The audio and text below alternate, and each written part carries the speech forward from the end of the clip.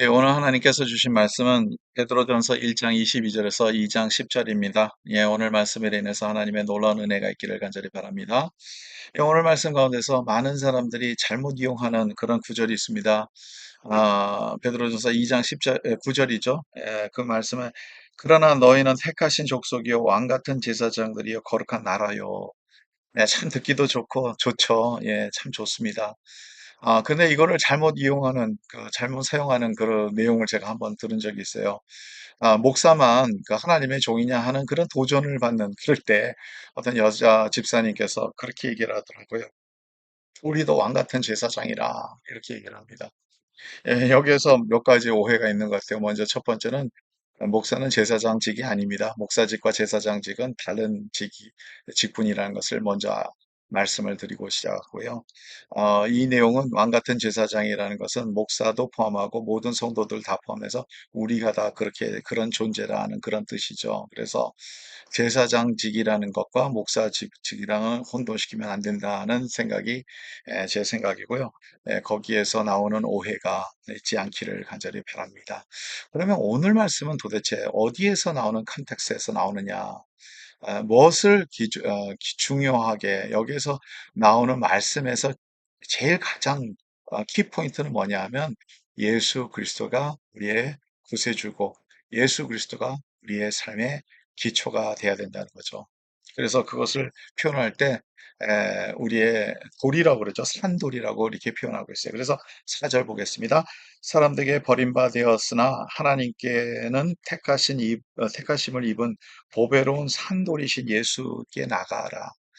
이 산돌이신 예수님께 나가라. 사람들에겐 버림을 받았다. 그러니까 믿지 않는 사람들은 예수님을 버렸죠.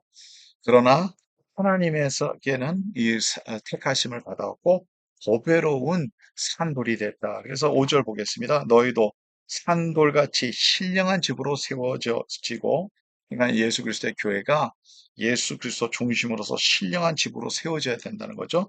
그리고 예수 그리스도로 말미암아 하나님이 기쁘게 받으실 신령한 제사를 드릴 거룩한 제사장이 될지니라.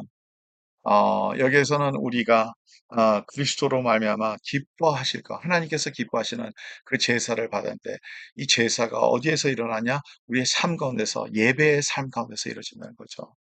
예수님을 중심으로서 예수님 안에 있을 때, 예수님의 고백 가운데서 있을 때, 예수님을 주시는 그 놀라운 그 은혜, 예수님이 우리를 위해서 십자가에 못 박혀 돌아가신 그 은혜를 우리가 믿었을 때 우리는 산제사로 하나님 앞에 예배를 할 수 있고 그 예배의 삶이 우리의 삶 가운데서 이어져 가는 삶을 얘기를 하는 거죠.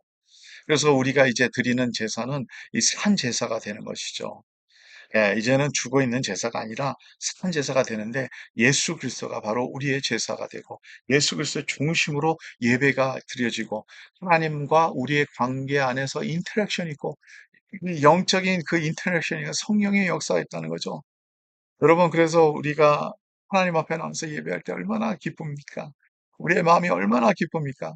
그 이유는 예수님 앞에 우리가 예배를 드리고 그 예수님과 통해서 그 이 놀라운 은혜와 그 용서함과 하나님의 그 사랑을 우리가 체험할 수 있게 되고 그 능력으로 인해서 우리가 이 세상에 나가서 주님의 백성으로서 우리가 승리할 수 있다는 거죠.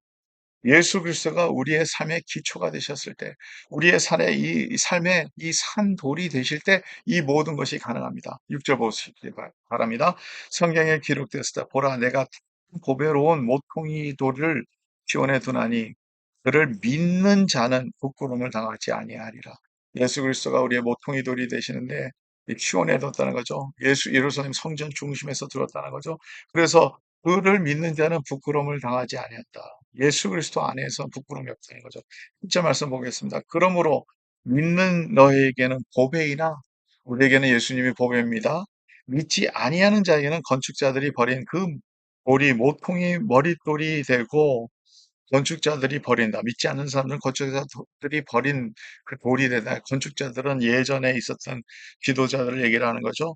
그리고 또한 부딪히는 돌과 걸려 넘어지게 하는 자기가 되었다 하였느니라. 그들이 말씀을 순종하니 아니함으로 넘어지나니 이는 그들을 이렇게 정하신 것이라.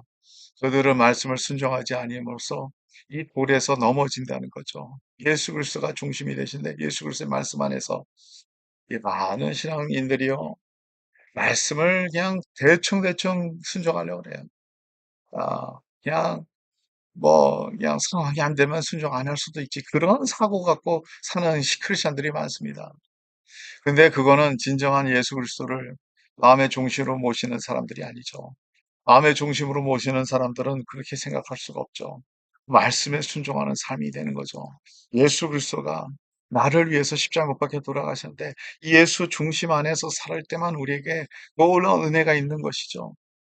그래서 오늘은 그러나 너희는 택하신 족속이요 왕 같은 제사장들이요 거룩한 나라요 하나님의 백성이 됐다는 거죠.